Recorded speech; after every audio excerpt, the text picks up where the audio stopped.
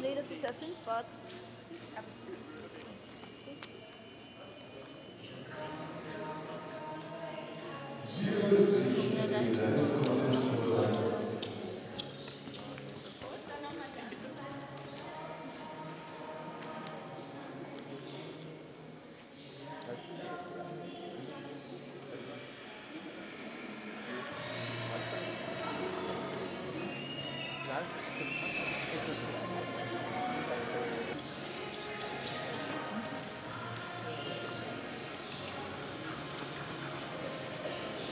Zur Route von Birkenkamp ist hier der Vater.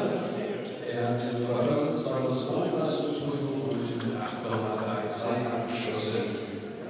Die Mutter Lucine hatte Leistungsprüfung in Chemie und damals 1999 1